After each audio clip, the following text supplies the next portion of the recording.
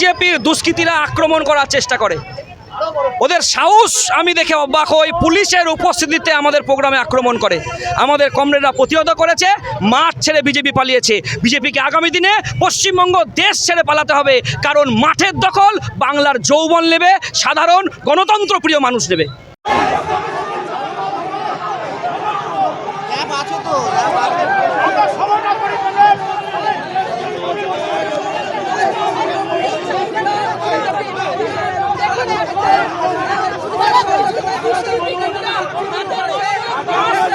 DYFI এর ভারতের গণতান্ত্রিক যুব ফেডারেশন পশ্চিমবঙ্গ রাজ্য কমিটির মুখপত্র যুবশক্তি পত্রিকার 59তম প্রতিষ্ঠা দিবসের প্রোগ্রাম আমাদের এই পঞ্চানন বর্মা হলে শুরু হয়েছে।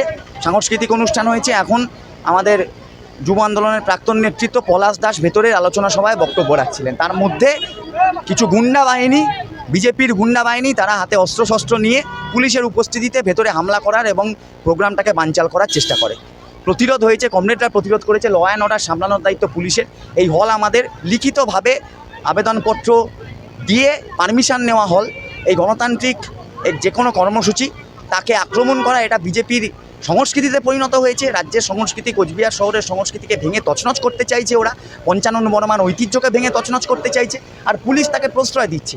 ল অ্যান্ড অর্ডার না সামলে পুলিশ তাদেরকে প্রশ্রয় দিচ্ছে, গুন্ডাদেরকে প্রশ্রয় দিচ্ছে। প্রতিরোধ হয়েছে। আমরা পুলিশের কাছে দাবি জানিয়েছি অবিলম্বে এই গুন্ডা বাহিনীকে গ্রেপ্তার করতে হবে।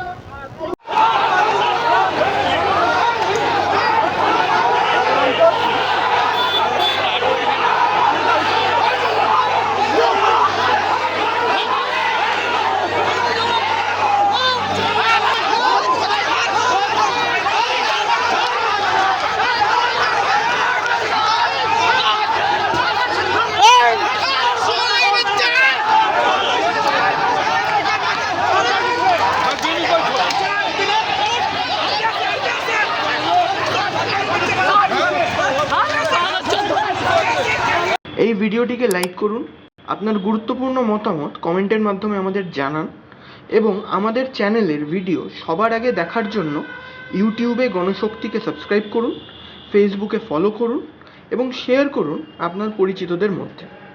আমাদের চ্যানেলে আপলোড হওয়া ভিডিও নোটিফিকেশন পেতে বেল আইকনটি ক্লিক করতে ভুলবেন না।